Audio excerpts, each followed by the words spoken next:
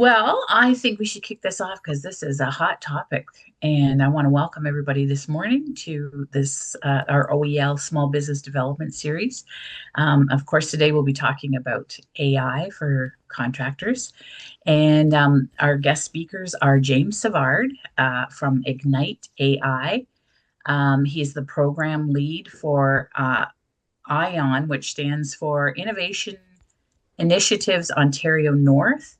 And James supports business growth and innovation across districts of Nipissing, Timiskaming, Parry Sound, and Muskoka. He has over, oh, somebody mute? James brings nearly 30 years of experience to web development, and he spent much of his career working alongside startups. He helps founders move forward from early stage ideas to functional products and viable businesses. Through Ignite AI, James supports small and medium-sized businesses, and he connects them with advisory expertise and he advances projects through structured funding and implementation support. We also will have David Mill from Scelta.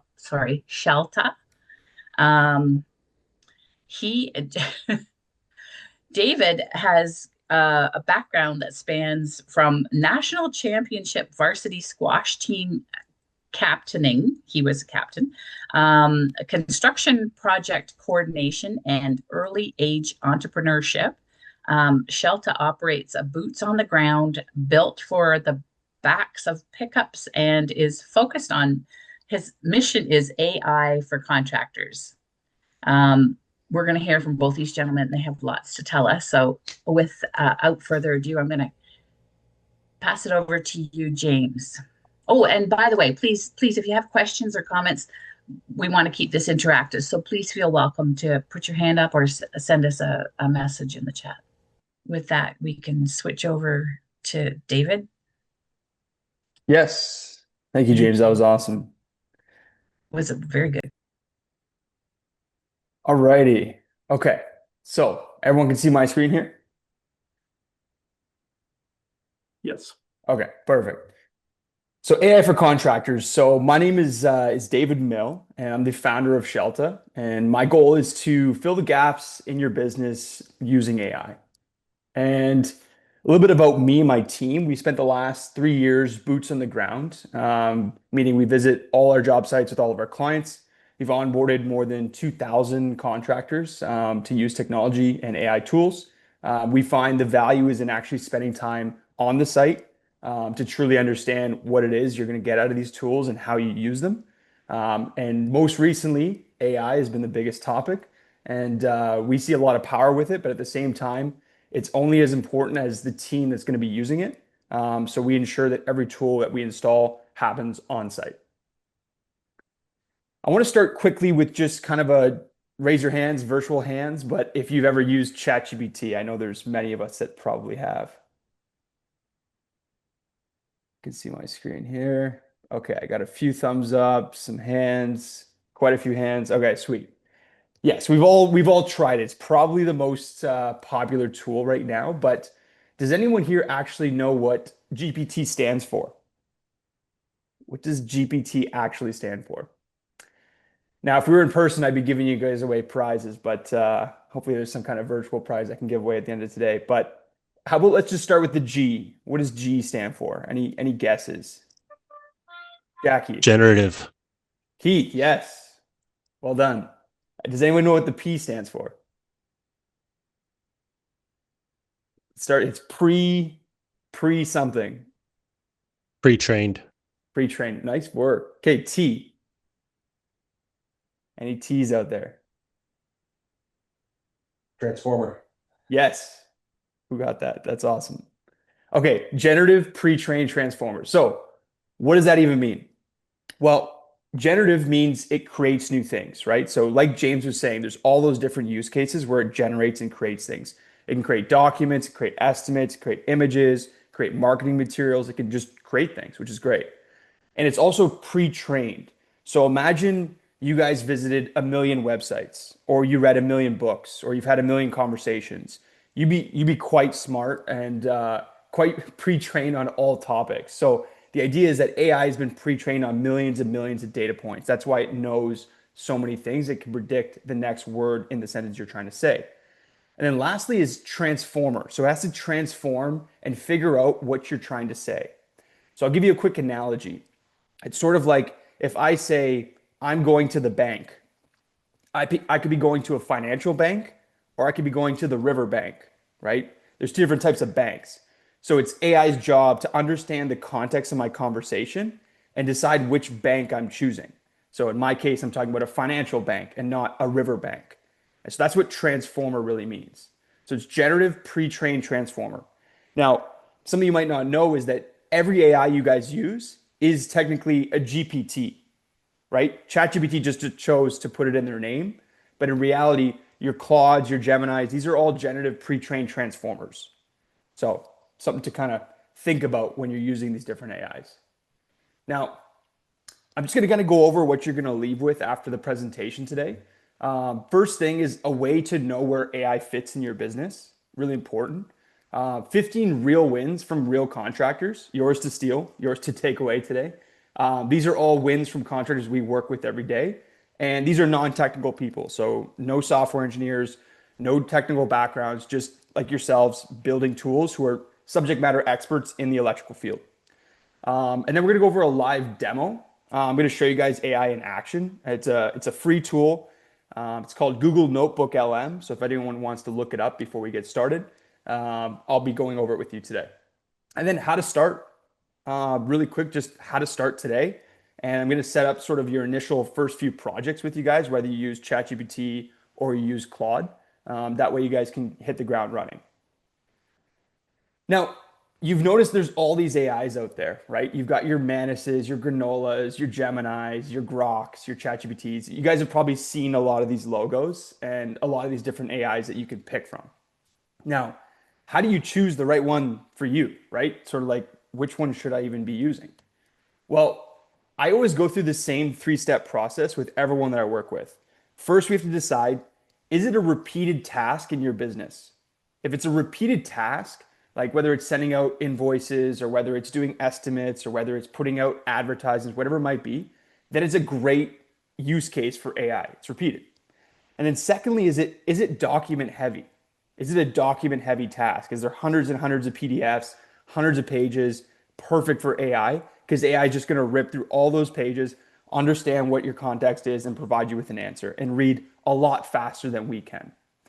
And then lastly, and most importantly, can I put a human in the loop? Like James was saying, the importance of safety, right? Is there a team member on my team that can always review the things that AI generates before they go out? So is it a repeated task? Is it document heavy? Can I put a human in the loop to make sure that the output is safe? Those are the three steps. Now, I'm going to go over Google NotebookLM with you guys today to kind of give you a real live demo. But before I dive in, I kind of want to give you away the secret sauce for AI. So what is the secret sauce for AI? What's the most important item that you need when you're working with AI? Is there any guesses out there? What makes the AI output actually good? No guess? Okay, no problem. It's context. So context is most important. Now, I'll give you a bit of an analogy through a movie. Has anybody watched 50 First Dates out there? Any hands? Adam Sandler, Drew Barrymore, great movie. Yes, okay, I got a few there. Yeah, okay, sweet. Great movie. But so if you don't know the movie, the premise is that Adam Sandler goes on 50 dates with Drew Barrymore. Unfortunately, she had an accident and has amnesia. So every single day, he has to go on a brand new date and reintroduce himself to Drew Barrymore to hopefully fall in love. And it's difficult because every day he's got to try and try again to reintroduce himself. So he tries new ideas. And it's a great film. But you're probably thinking, how does this relate to AI? Well, if you don't give AI context, who are you? What trade are you in? What are you trying to accomplish? What's your average job size? Then AI will always start from zero with you if you don't build up that context. So AI needs to get to know you before it gives you valuable outputs. Now, let's give NotebookLM some context so you guys know what I'm talking about. So you guys can see this new screen here. I just switched from presentation to this NotebookLM. Okay, thank you. Yes. Okay, so we can all see this here. So this looks a little bit complex, but I want you guys to look at this in 3 pillars, right? So on my left-hand side here, this is context, right? So what is context? This is basically a drawing set for a demo project. So I did this demo project. It's a condominium building in Windsor. So I just uploaded all the drawings, all the specs, all the notes, all the schedules, all the locates to the specific project. And I fed it into Google NotebookLM. Now, how did I do that to begin? I started with this screen. So NotebookLM was originally built as an educational tool. And their whole value proposition and mission statement was understand anything, right? So the idea is that you can drop in hundreds and hundreds of files and then build your own sort of AI for those files and do things with them. So what I did was I uploaded 49 documents for this specific project so that this could help me understand the project. So this is a brand new project. I'm just starting it out and I need to understand what am I doing with this project. So I did is I took all 49 documents, I just clicked upload files and it generated me this super cool AI that I can now use for the project. So actually I got 51 sources, so even better. This center screen here now, this is my chat window. So I can ask any questions I want about these documents. So to put it in your context, if I'm an electrician on this project and I just got a bid from a GC and I want to upload them and understand questions about it, I can just simply use Google NotebookLM. Now, if you're a Google user and you have a paid account, this comes free to you. This comes with your account. And if you're someone who doesn't have a Google account, you can just simply sign up for a free Google email and you can just try it. But you may be limited on sources, but for most people that are on Google, you'll have access to it. So what am I going to do? Well, let's ask a question because now we've built our own chat interface using these drawings and using these schedules. So I could say, what is the electrical scope for this project? So I just typed it in here. I'm going to ask the question. So what it's doing right now is it's reading through these hundreds of pages, right? So each of these documents could be roughly maybe 10, 15 pages or just one simple drawing. And this reading the sources, it's finding me the answer I'm looking for. So it's skimming through all the other scopes to find what the electrical scope is. So it's just taking a second, compiling it, detailing electrical components. There you go. Okay, so it provided me with an answer, which is really cool. So based on the provided project documents, the electrical scope for OLED Manor unit conversions includes comprehensive wiring, panels, devices, lighting, and life safety systems. So here's my breakdown of the electrical scope. Now you can see here, there's some routing, some surface mounting, some wire specs, some power panels. Now, if I'm an estimator or I'm a company owner and I'm trying to bid this project, this is something that I'd have to do myself, right? And extract all the scope from the project. So AI just kind of did that for me, right? And you're probably thinking to yourself, well, how do we know that it's correct, right? And it's not just hallucinating. Well, that's where these little numbers come into play. So every time that there's a statement made by this AI, it gives you a reference. So it gives you a number. So see number 1 here, it's pulling this from Appendix A, renovation scope. So it'll give me the actual section inside of Appendix A where it's pulling the answer from. And if I'm still unsure, I can click View Source, and it'll pull the source from the documents that I gave it on the left-hand side. So again, this left-hand side, this is the context. So I got the electrical plans, mechanical plans. So it's only pulling answers from the documents.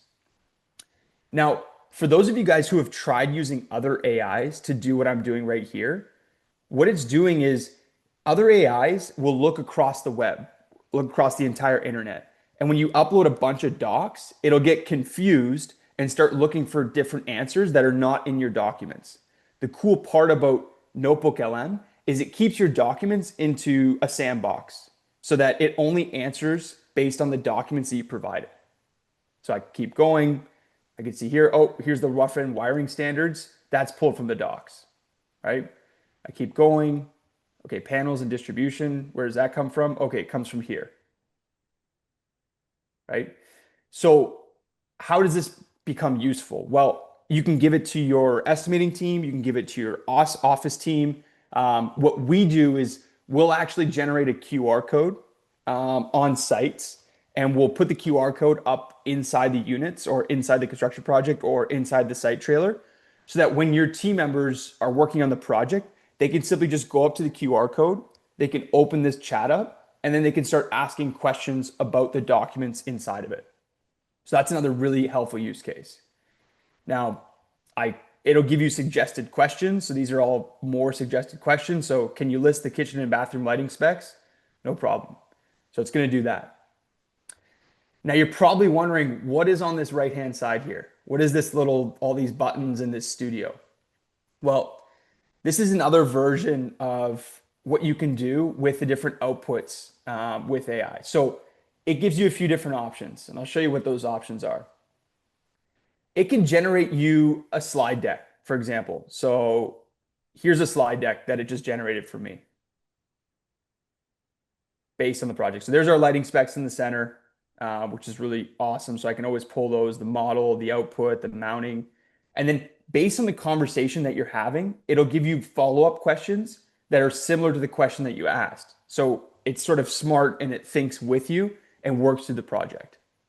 Now, on this right-hand side, this is where I can generate visuals and documents and videos and podcasts. So here's the slide deck. I didn't create this slide deck. AI just created this slide deck for me. So here's an overview of the project that we're about to do. Pillar 1, 2, 3. It lays out the actual building, which is kind of nuts. It'll take the building. So this is a large condominium building, and it's showing me all the units that require work, right? And if I keep going through, it gives me sort of the time of day when I can actually navigate on-site operations, safety protocols that are in place, the scope architecture, life safety, communications, lighting receptacles, distribution, power distribution and circuit. So I didn't do any of this. This is all generated just based on the documents that I provided it. It then took those documents and generated visuals for me. Even down to the mounting and the different heights that you have to use and the specs. It pulls images of the specs. Concealed execution, expose, what you can do, quality control. So that's just one example. Now, what it can also do is generate you flashcards. I mean, if that's something that you want to do with your team. So according to the general notes on the demolition plan, what is the primary basis for the design and construction of the project? I have no idea, but if I click it, Ontario Building Code, okay. Who must the contractor consult with to verify wall schedule for demolition and load bearing? The consultant. Who is the consultant? Well, I can just click explain, and it's going to explain to me who the consultant is. So what these are is they're just visual cues that your team can use to understand documents, even down to a video. So it'll create me a video on the project. I don't know if you guys can hear my audio, but here's an example. Can we hear this audio?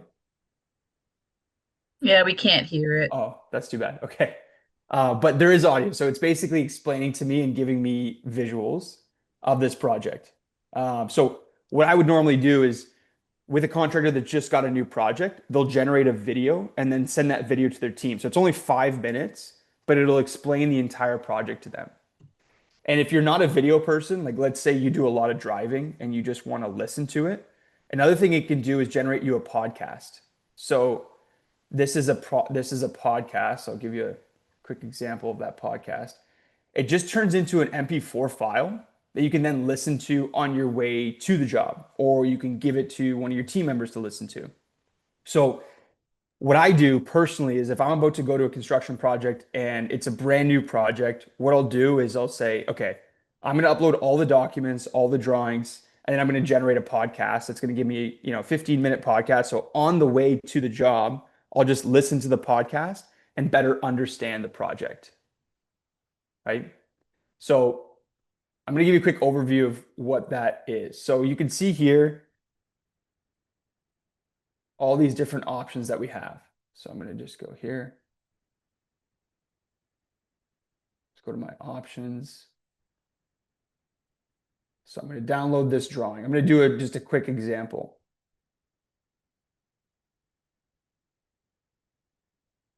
So I've got an audio overview. I can create a slide deck. I can create a video overview. I can create a mind map, a report, flashcards, quiz, an infographic, a data table. These are all just visual outputs that I can create based on the projects that I upload. So this is what a blank notebook looks like.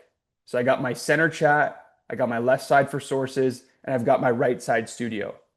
And that's going to generate me things based on the documents that I'm providing. So this is a great tool to use for any new projects that you have. And this is something that you can get started with today or with your team. If you have a job with a series of documents, just simply click add sources, upload them here, upload files, and then you can create your own chat, your own studio, and start generating things for your team. So what does that look like? I'll show you here. It's just this link here, Google NotebookLM. So I'll drop it in the chat for anyone who wants to try it themselves. If I can find the chat. Or just send a follow-up. But just if you type in Google NotebookLM, you'll have it right here. So that's an example here. Now, what is it about the different wins that AI can do? So we've done Google NotebookLM. Now I want to go over to some of your everyday tools like Claude and ChatGPT that we were talking about earlier. So this is Claude. So I'm transitioning to Claude now. So this is a different tool. Some of you guys may have used it, some not. That's cool. Or there's ChatGPT, which is I'm going to show you is very similar, and I'm going to show you how to get it set up initially. So first things first, if there's one thing I can give you guys to take away today to start using AI would be Google NotebookLM or setting up projects on Claude. Now, the importance of setting up projects and not just chats. So this is chats, and then this is projects. So on your sidebar, you're going to notice you have chats and you've got projects. And then same goes for ChatGPT. You've got chats and you've got projects, right? Now, for you guys, you may not have any projects right now because you haven't created your first project yet. But the importance of creating projects is so you can create context windows, which is basically just a technical term for creating your own sandbox for projects. So what does that look like? Now, when I created a project for estimating. So inside of estimating, what I can do here is, you know what I'm going to do? I'm going to create a brand new project with you guys. So you guys can see what that means. Okay. So if I go here and click new project. So what am I working on? So I'm going to say, this is my estimating project, right? What am I trying to achieve? I would just say, I'm trying to build an estimating project that my team can use for all heavy documented project scopes, drawings, schedules, that'll further along the process of doing estimating. So that's my brief little description. So I created my project. So this is the title. This is just a short description so that if I share this project with my team by clicking this share button here, then people know what the project's for. Now you're going to see this thing called instructions. So instructions are the most important. And if I click this, it gives me this big open wide window. Now, what am I going to do inside of instructions? I'm going to give it instructions. So I'm going to paste these instructions because I built these earlier, but I'll give you an example. So this is my instruction set that's going to dictate what this project does. So you are an estimating assistant for company name. So I would just put in, ABC Electrical, an electrical contracting business, about the company. So fill in service area, primary work types, residential service, new construction. Do you do commercial fit out, industrial? What's your typical job size? What's your hourly billing rate? So you want to give it all this context. So I'm going back to the most important secret sauce of AI, which is context. Then you have to define, what is your role? What do you do in the company? You're not a replacement for the software that I'm using. You're simply just a first draft creator and a clarity checker. I want to give it very specific instructions and roles. What do I want it to help with? Well, I want you to help me draft scopes. I want you to help me build rough material lists, estimating labor hours. How do you think, right? Always ask, what's the panel? What's the service size? What's the access like? Is there existing knob and tube or aluminum? So you can give it all these custom instructions that's going to help you generate what you want to generate. And then the output format. What do you want this project to output, right? So once I have my instructions, I can say, okay, let's go to files. So what files would I add in here? Now you're not going to upload specific project files. You're actually going to upload templates. So if you have an estimating template or you have a templated material list or a templated budget list, then I would put it into this file because every estimate that you create is going to follow those templates inside the files. So that way the AI can reference this. So that means every time you're asking a question, the AI is doing two things. It's checking your instructions and it's checking your files. So that way it can follow instructions and it can follow your file format of what you want. So I could say, I'm about to prepare an estimate for a new project. Can you please walk me through the multiple choice questionnaire for gaining context in what you need to generate my estimate? So I'm going to ask my first question. And now this is my estimating assistant following my instructions. So let's give it a second. Okay. So there we go. So it pops up this multiple choice questionnaire and it says, okay, first things first, what type of project is this? I'm like, okay, I'm doing a commercial fit out. What best describes the core scope of work? So kind of walks me through what's the best scope of work. So you can give it kind of an idea. What output do you need right now? Do you need a full proposal, rough material list only, labor hour estimate only, scope of work and language? So let's say, okay, I need a rough material list only. Okay. So then what I'm going to do is I'm going to go here, add files and photos, and I'm going to add files for the project. But I'm not going to add files inside the overall project. I'm only going to add files in this chat. So that's the clear differentiation. So what I would do is I would go to this chat here underneath my project and I would rename it. So I would rename it. So I would go, this is 123 Albert Street, commercial fit out, and I'd name it. So then when I do my next project, I could say, we are working on 972 David Street. Let's go. And then I'd go back here. I'd say, okay, here's my next project. I'm going to rename that. I'm going to say 972 David Street. And this is going to be residential home. So as you can see, every time that I do a chat, what I do with all of the contractors we work with is we name those chats by the project. So that way, anytime you need to go back and reference that, you have these different open chats for different projects. But the instructions and the file formats stay universal for all these projects because all these chats are referencing both the instructions and the files. Now, it doesn't just stop at estimating. I can also use it for customer and crew communication, strategy, office and admin, right? What I'm doing is I'm creating these sandbox projects for different activities within my company. This is why I always advise companies to use projects over chats. Because what's the problem of using chats instead of projects is that chats are one-offs. So you're having a one-off conversation versus putting everything in the same project. So if I'm going to talk about estimating, instead of just going to chats, I'm going to go to projects, then I'm going to go to estimating, then I'm going to start a chat. I'm not just going to go straight to chats. Now, for those of you guys who use ChatGPT, it's the same thing. Rather than just going to a chat, I'm going to go here and create a new project. I'm going to call it estimating. I'm going to go create project. So what it's going to do is going to give me a list of my chats and my sources. So in this source section, this is where I would give it instructions. The instructions you can give it in a text input So you could say these are the estimating instructions, and I would give it instructions on how I want it to act for estimating. Or I would upload my templates, my budget template, my material list. Then every time I go to work on a project or work with a chat, I would go back to a project and then start a chat. Now here's one I made you guys earlier, but here's a job budget template. This is very bare bones, but I just quickly asked it to put it together a budget template for me. It can generate an Excel file. Then every time I go back to estimating, I have that ready so I can go ahead and work on that project.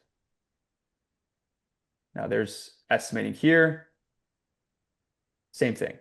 So projects are essential to working inside of AIs, and it's the best way that you can get started. Right? So there's your projects. Inside of ChatGPT and Claude, I got all my projects, and I don't use chats. Chats are, you're just going to lose context, and it's going to be too randomized, and you won't be able to share it with your team. So the next part is if you work with multiple people in your team, you simply hit this share button. Now, this only works if you're on a paid plan, but you can share this conversation with your team so that when they go to do estimates, they'll also use the same project. Now, the beauty of using the same project over and over and over again is it starts to build up this context window so that it becomes sort of an expert in the way that you estimate. And let's say you're 10, 15 estimates down the road. Now you can say, based on my last 3 or 4 estimates, which job is most similar to this project I'm about to do? Because it has all this pre-existing information about your projects. Now I'm going to show you guys a few different wins that we recently found with AI, because I promised you guys some wins. So we had this AI for Contractors community. I think it's just jumped to 84 contractors, but it's been 6 weeks. And what we do is every week we get together on Tuesdays and we build AI tools, and then we generate outputs based on those. So I'm just going to give you guys a few wins just to give you an example. So this is a company we work with, 4 Leaf Homes, that's in our group. So they onboarded a 7-person demo crew with NotebookLM in under 24 hours. So what they used was they used the Google NotebookLM tool. They uploaded all their project docs. They generated a video overview for their demo crew, and the demo crew went in the next day and started. Another one we did with the Ontario Electrical League in another presentation was what we did today was 49 project documents. So you dropped a full project documents into one searchable notebook, which could find instant answers to job site text questions. Another example we did with Young Electrical, who may be in this call today, but they saved 3 hours by using Claude. They uploaded a 212-page addendum just to find out what the actual electrical scope was. And they built a Claude skill that pulls electrical scope from any addendum with page references. So it's another win that you could use on Claude or you can use on NotebookLM. But these are just different examples that you guys can relate to other contractors. Another one is Decks and Fences by Ryan. So what he did was he did a few connectors. So he connected Google Calendar, connected his lead form, his CRM using Claude. And now every time that he goes to a new job, it'll give him a briefing of, okay, where's the person's address? What's their inquiry? What am I working on today? And Claude will just generate that for him. So that saves about a half hour every day he goes to appointments. Another one is for those of you guys who use ChatGPT. This company built 7 custom GPTs, basically meaning they built 7 projects. That's another word for kind of projects is another example you could do. But for marketing, sales, customer service, and Terion. So they train their GPTs on marketing, sales, customer service. So that way, anytime a team member needs to go ask questions about that company's customer service or sales, they would simply go back to that project, ask questions, and then get the answers they're looking for. So again, 500-page document, very document heavy, but if you simply just upload it to NotebookLM or even your ChatGPT project as context, it'll be able to read that for you and gain the context you're looking for. Another one is red, yellow, and green addendum flags, right? So this contractor asked to break out the addendum file, break it out into green, less concerning items, yellow, things I should check, and red, these are alarming items. You should check these and pay attention to them. That's only an example through what I just showed you guys, Google NotebookLM. Simply upload your addendum, ask it to generate you a list of green, yellow, and red flags, and it'll generate you instantly. Another one is proposals, right? So if I record a 20-minute call, right, with James mentioned he had a device to record calls, but there's other free tools out there on your phone. If you download Otter AI as an example, or Fireflies or Granola, if you take that meeting transcript, you upload it to AI, and you go to your estimating project and say, based on this meeting I just had with this client, please generate me an initial budget, scope, and proposal. It'll do it for you based on your proposal template that you give it. That's another quick, easy win anyone can do here. Scope and project breakdowns using Gemini, 2 to 4 hours saved for meeting prep, so CNC Electrical. They automated their weekly meetings by just pulling the last 24 hours of their email activity, drafting the Thursday agenda into their format, and turn post-meeting Firefly transcripts into 2-page minutes. So just to break that down for you, he had Claude pull his emails from 24 hours, draft the Thursday agenda in his standard format, and then take the meeting transcript from Fireflies and turn it into 2 pages of notes for the team. So manually, that used to take 2 to 4 hours. Now AI just runs that for him on automation. Now, if any of these, there's hiring, personalized AI tools, stack maps, so understanding what you're using, why you're using different AIs, find any drawing page in seconds. This company, we upload hundreds and hundreds of drawing sets and then ask AI, find me the exact pages I'm looking for on site so I don't have to flip through things. So you guys get the idea of you can even render things, but just not to overwhelm anyone. The idea here is that if you start with projects, just start understanding how to put things into context, and you'll get much better outputs for what you're looking for. And if you want to work on AI weekly, you want to join these calls, you like what you heard today, every Tuesday, we run a call inside of AI for Contractors, which I'm going to give you guys a link for at the end of this call. And we just simply go through different AI tools that we can build in person and together. Now, I want to start with just saying as well, AI is not the future, right? It's happening right now. And for those of us who are afraid that it will replace us, it won't necessarily replace you, but the team that uses it better will just move a lot faster than you, right? So they'll be able to do proposals faster, read addendums faster, read drawings faster. A lot of it is speed and efficiency. So you'll be able to go through a lot of document heavy and repetitive tasks a lot faster than your competitors for those of you who are actually using AI. And just to show you how ahead of the curve you guys are right now, just by being in this call today, I wanted to just show you this graph. So this is the AI adoption globally posted by the Diary of a CEO, one of the big founders right now. So all those dots represent 3.2 million people. The gray dots are the people who have never used AI, right? The green ones are people who are using free chatbots. The yellows are people who are paying $20 a month for AI. And the reds are ones that are actually coding with AI and building tools. So if you're already using a paid platform, you're already part of a very small group globally that's actually leveraging these tools. So if anyone feels like I'm behind or I need to speed up or I need to work with AI, you're just by being here today, you're already ahead. You're already considering things that many haven't across the globe. So lastly is you don't need to be technical to win with AI.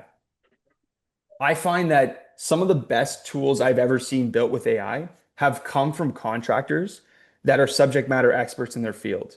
So the reason is AI produces cool things based on how much you know about your topic. Because all of you guys are subject matter experts in your field of electrical, you can give it the best prompts. James and myself, who don't come from an electrical background, we can build tools for electricians, but it's the context that's going to make the difference in what electricians actually want to use and work with, right? So you guys are the master prompters. You understand these things better than we do.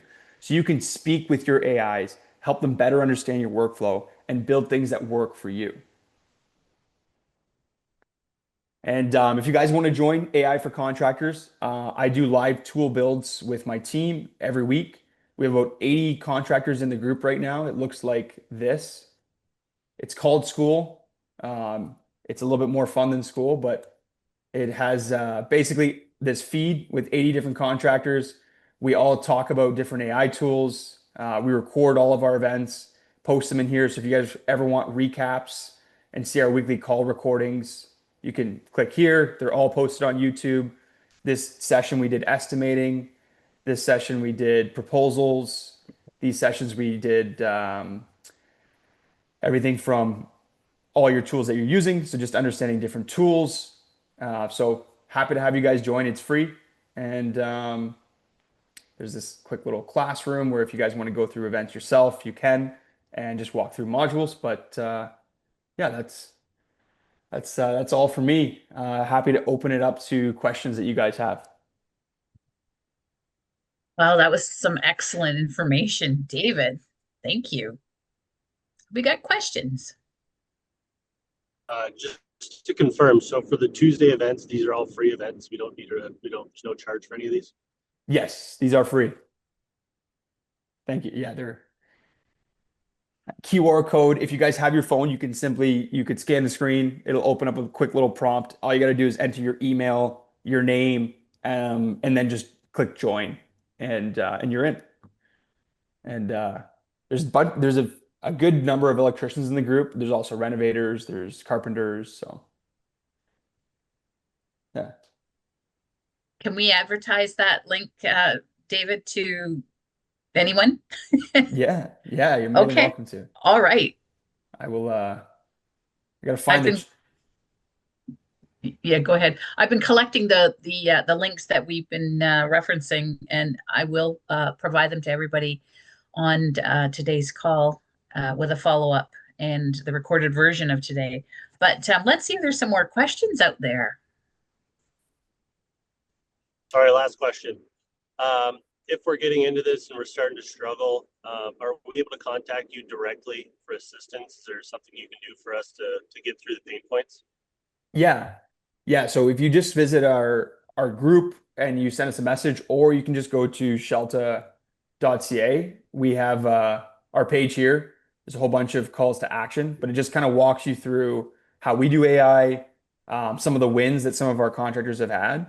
It's just Scelta, SCELTA.ca, and it'll show you guys kind of all the different use cases, and also give you this end state audit, which is free. So just real quick on an end state audit, if I just put in my name and I just put in my company, this is again a free just kind of giveaway. And what it does is it'll walk you through all your gaps. So if you don't really know where you're at right now and you want to know what gaps do I have in my business that I could use AI for, it'll walk you through the 7 pillars of business. So do you have a website? Do you have Google My Business profile? Do you have Google reviews? Do you have social media pages, logo and brand files? At the end, you're going to get a report that says you could use AI for all these things. And it'll give you all the different gap assessment that you have.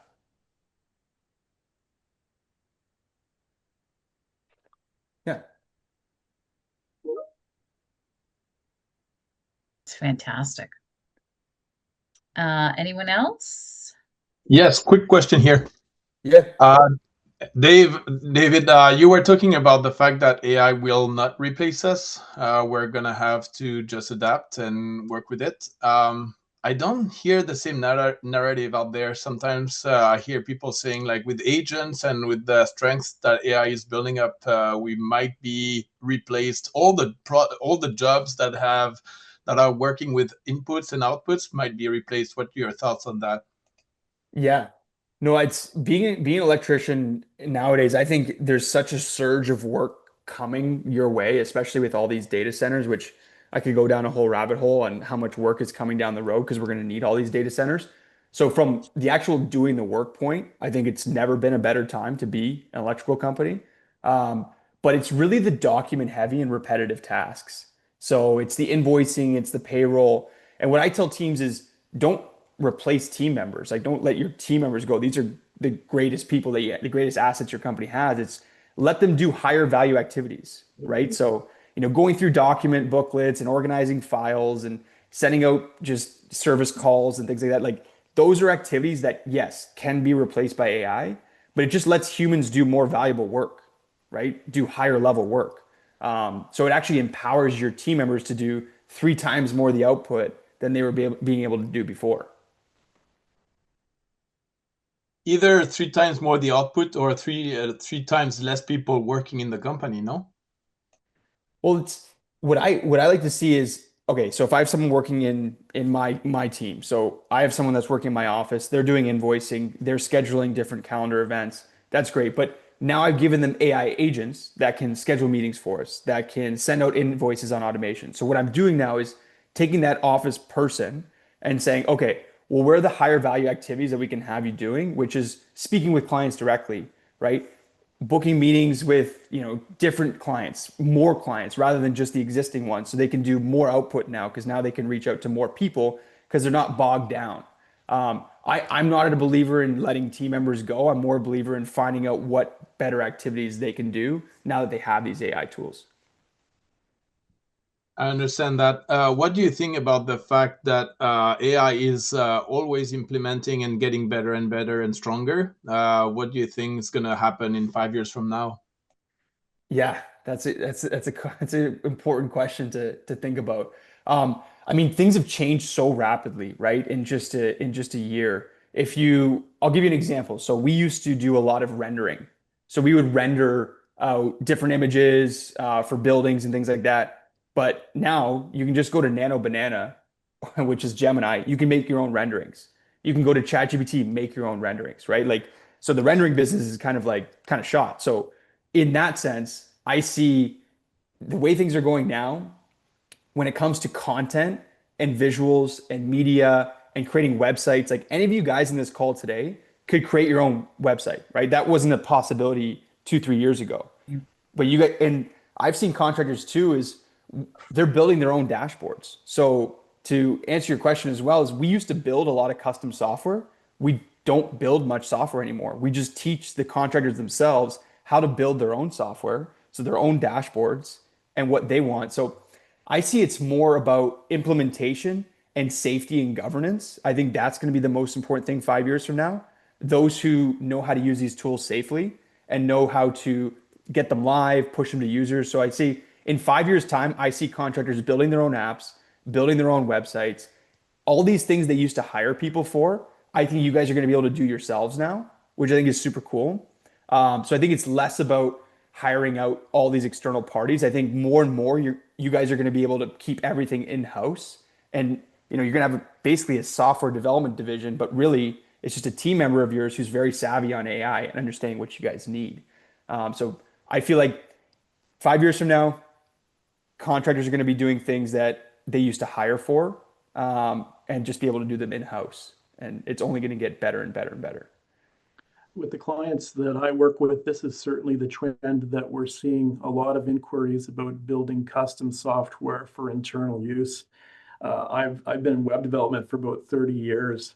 And when I started out, we had to actually internally build everything ourselves. I worked for several companies where we built out the CRM, we built out the electronic commerce, we built out the website, hand code. And it's funny because it all moved, and then it's come back full circle. You're internalizing your processes again because it actually makes sense. It was largely expensive way back then, but now it's feasible for even small businesses to do this. Yeah. And have you guys heard of the term of SaaS, software as a service? Which is like all the apps we use are technically SaaS, right? Software as a service.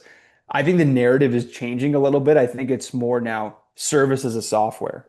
So the service of implementing the software, creating safety protocols in place for the software, that's the way I see things changing. We used to go to contractors' offices and show them prototypes, but now we're going to their offices and they're showing us prototypes. Like they're saying, look what I built. Please help me make sure it's implemented properly and it's built safely. So the tables are turning, and I think for the better, because at the end of the day, you guys always know what you want to build better than we do. And that's why we spent so many years boots in the ground. So you would tell us what to build, kind of idea. So I think it's one thing for me to experiment with and deploy some of these things. The process of deploying it across the company engaging staff is a different challenge. Yes. What hurdles have you encountered and figured out how to overcome in terms of taking these tools and helping an entire organization learn how to use them? Yeah, that's a great question. The team needs to feel like they were a part of the build. I'd say that's the most important part is every team member of yours, I think, should be included in the interview process. So whether they're, a foreman on site or whether it's an apprentice or whether it's someone in your office, what I like to do is go around and interview each person and understand like if we did have a company app, what would you want to use it for? And I record those conversations. So I gather context from each individual within the company. That way, when you go to roll out that software, that person in the office is like, oh, they added that feature for me, or that person in the field's like, oh, they made it user friendly for me to be able to open up inside of in my site trailer on my iPad. So I feel like you need to give everyone an opportunity to provide to the buy-in to actually get them to want to use it versus just saying, this is the app you're getting, this is what we're using. I feel like everyone needs to feel empowered and have a hand in building it personally. You say a company app, but the reality is we and every other company uses a crap load of apps. Yes. It's one thing to say, oh, well, you can do your invoicing. Well, I already have a tool to do invoicing. And Yes. so the challenge is not how to make AI do something, it's how to make AI interact with the stuff that I've already got. Yes. And I don't really want another app. Right. If I can reduce the number of apps that I have, that's really what I want. Right. So what example can you offer in terms of how these tools have been able to simplify the tech stack that a company is using? Yes. So there's sorry to take the questions too. If you want to jump in as well, but just quick, my answer here is on the connectors. So the connectors are here inside of Claude. If you go to this little lunchbox looking icon and click connectors, and you go to browse them, you can browse them. So you can see here your email, your Drive, your calendar if you're on Microsoft. So this is where I connect all the different apps. So now whatever apps I'm using, I can use the AI to work inside those apps. So sorry, I didn't get your name because there's so many boxes here, but for you directly, I would say I use AI to use my apps, right? So I'm only going to one interface, one chat to then input the data on the apps that I needed to. Another activity for yourself would be to go to AI and say, I'm using this list of apps, and then give a brief description of what you're using each app for, and then say, is there a better way of going about this? Like, do I really need all these apps, or can I consolidate them into, say, one or two, or maybe three or four, but get AI to give you sort of a deduction of what you could and can't be using for your different tools. That's another option. Another good approach is to determine which of your apps is more central to your operation and connect to that. I work in an office where we manage a lot of clients, and central to our operation is a software called Monday.com.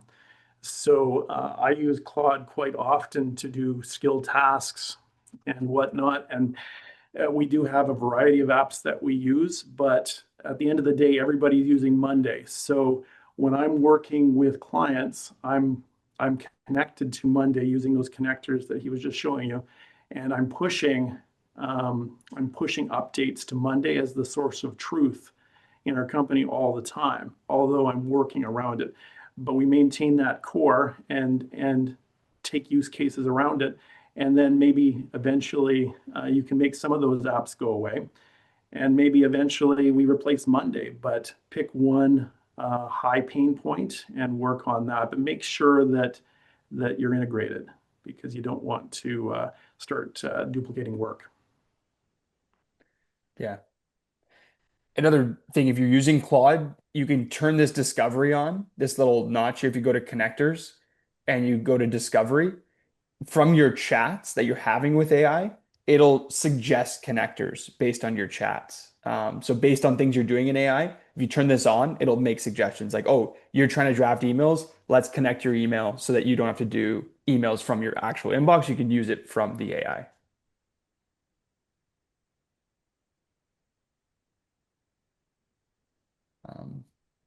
I'll just show you.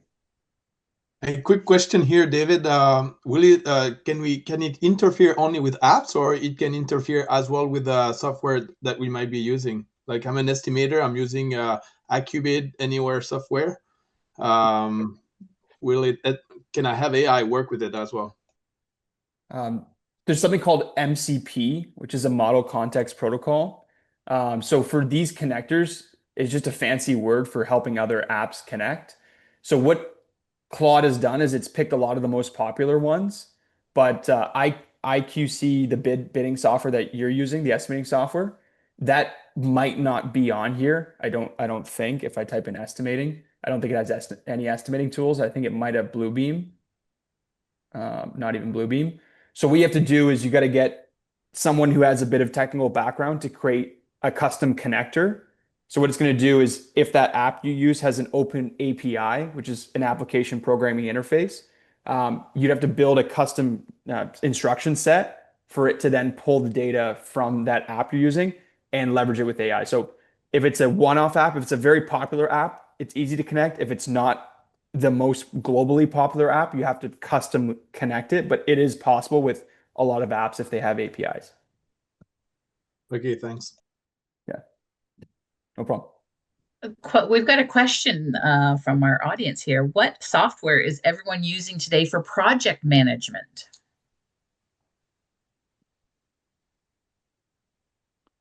Might see that in the chat. Mentioned Monday, that's one of them, but there's many.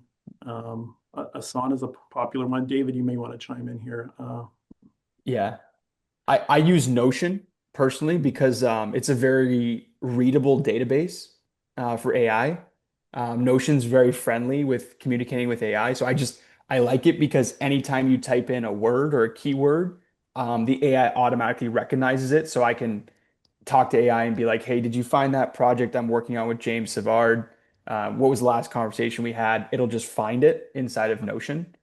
So a big fan of Notion on that sense. Mhm. Well, we're seeing Zoho, Planner, Service M8.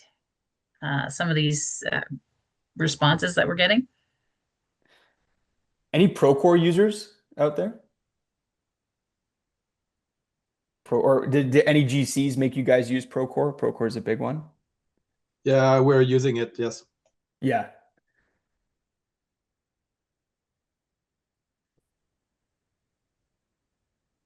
What Okay. about House Call Pro? I feel like we're inundated with all of these different softwares targeted for contractors. And do you have any idea what the most popular one is or most used? I say personally, I would say it's very much dependent on the use case and the contractor. If they're a residential contractor, I wouldn't have them use the same software as a commercial contractor. I it's I think Host Call Pro is a good one, but I recently implemented that for another company, and they started doing larger scale construction projects for general contractors, and it didn't have the capabilities to work on those projects. It only worked well for the service work that they did, and they had to switch apps, and they ended up switching to Jobber because it just had more capabilities.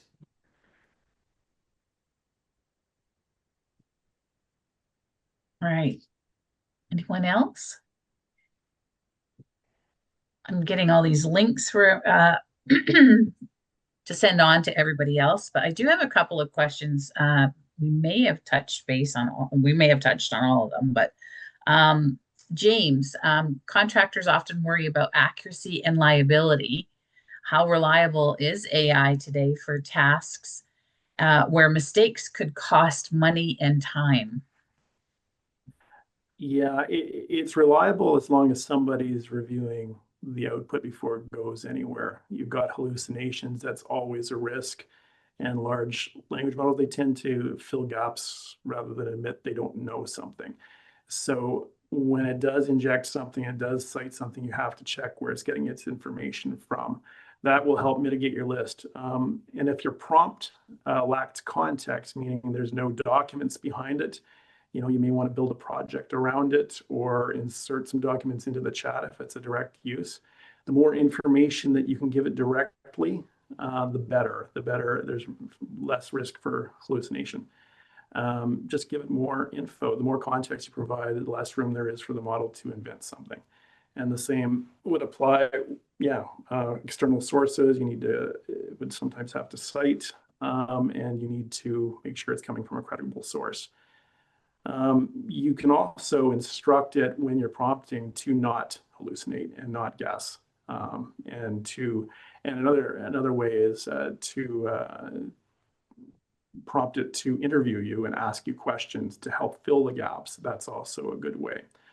But at the end of the day, you're putting your name on something. You cannot blame the AI for getting it wrong. It is on you, and you have to take ownership of what it produces, review it, check it, and that will help to no end with accuracy. That's a great point. Thank you. David, what are the biggest misconceptions you see contractors having about AI tools?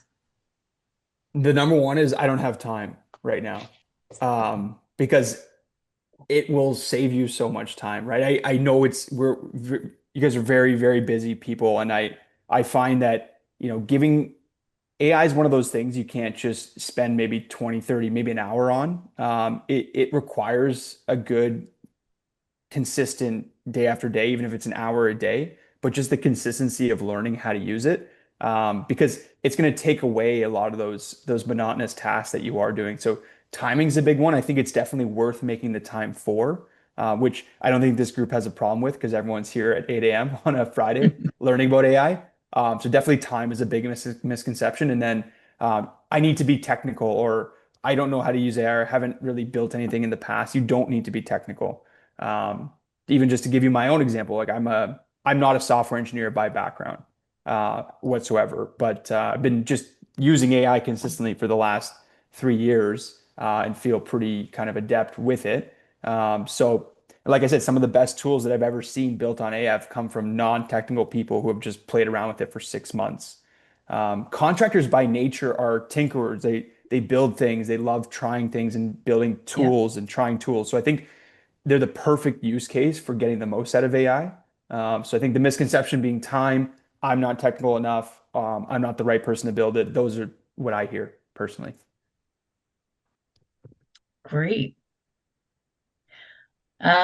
James, looking ahead, where do you see AI making the biggest impact in the trades over the next year or two? What do you think?